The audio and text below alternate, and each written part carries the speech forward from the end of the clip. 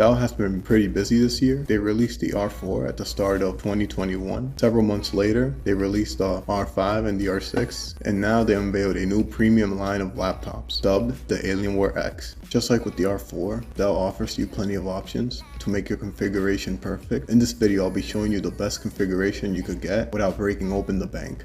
I'm going to start off with what I feel is the most important, which is the size of the laptop. Dell offers you two options, the X17 and the X15. The X15 is very impressive when you consider how they packed so much power into a 15-inch computer. In my opinion, too many sacrifices were made.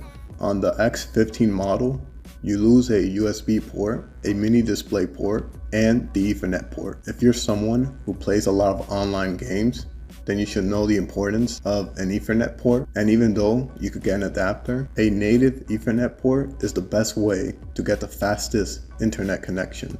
What really confuses me is that when you look at the Alienware R4 M15, Dell was able to accommodate an Ethernet port while also having free USB ports, but somehow the X15 can only manage to have one.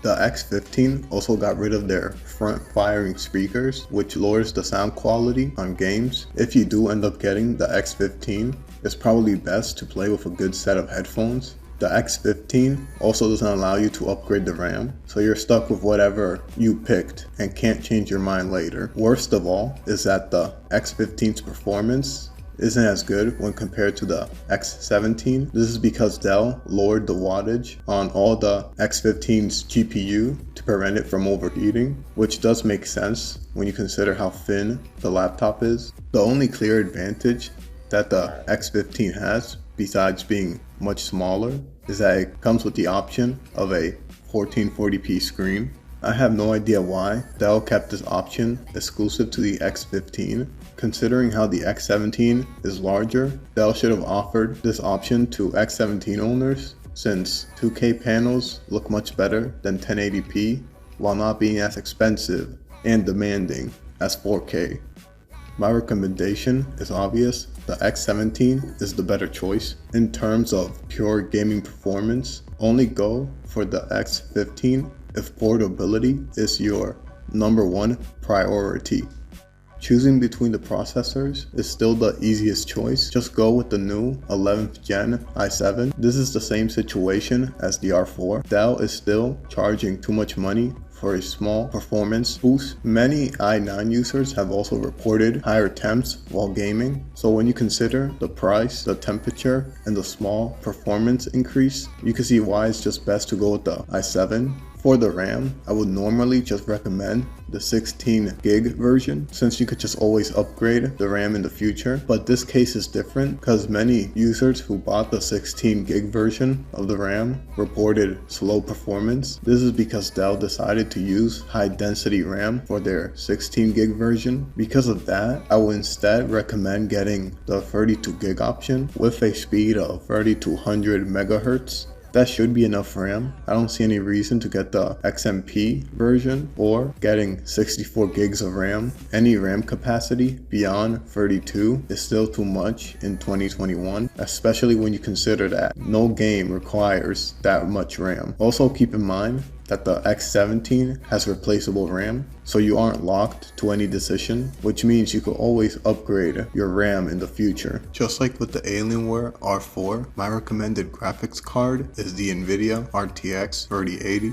If you're going to buy an expensive high-end laptop that has an 11th gen processor, super fast RAM, and a quad fan setup, then getting anything less than a 3080 isn't worth it, because you need a powerful graphics card to keep up with all this advanced specs. This is especially true with the X17 version. As suggested earlier, the 3080 on that one will have a wattage of 165, which will give you incredible performance in video games.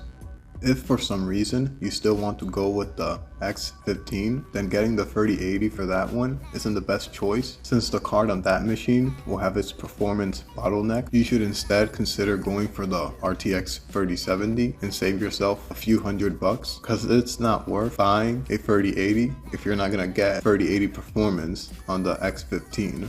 When choosing your display, The answer is pretty obvious. If you're gonna go for the X15, the QHD panel is pretty much the best option for you. X17 owners don't have that option, so you have to choose between 4K or 1080p. The 4K option is very tempting because the refresh rate has been doubled when compared to the R4, which was my biggest criticism, so it's nice to see that Dell has fixed that. The 4K panel is very attractive, and I wouldn't blame you if you decided to go with it, but my recommendation would be the 1080p 360Hz panel, which includes G-Sync and Advanced Optimus. The reason behind the recommendation is because of the very high refresh rate, which will make your games run very smooth. The inclusion of G-Sync will also reduce screen tearing in games. Advanced Optimus is also a nice bonus since it will help you extend the battery life of your X17. The reason why I won't recommend the 4K panel is the same reason as last time.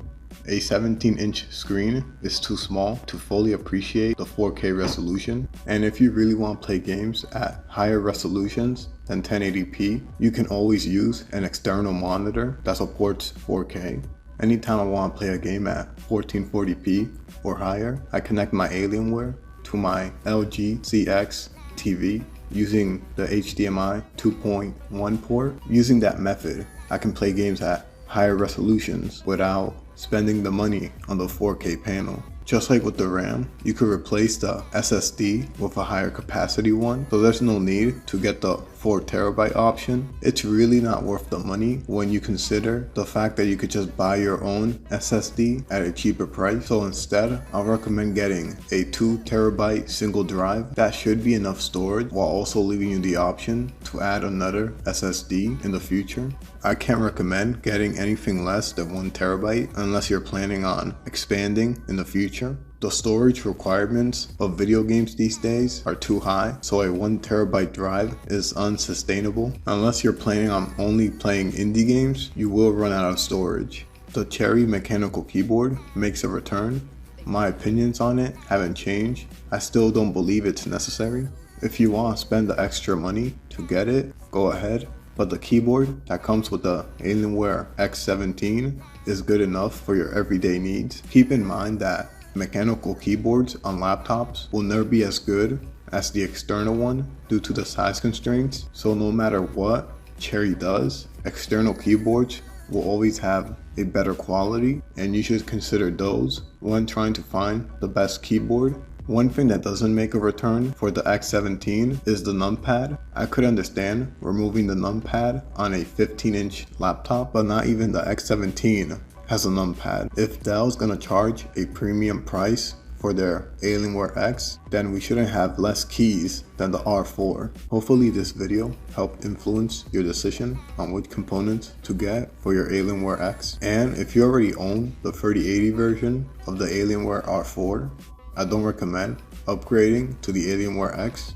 Even though the X is a more premium product, their performance is too similar to justify buying another laptop. You should instead wait and save your money for the next Nvidia RTX series of laptops. If you have any questions about what was discussed in this video, be sure to comment down below.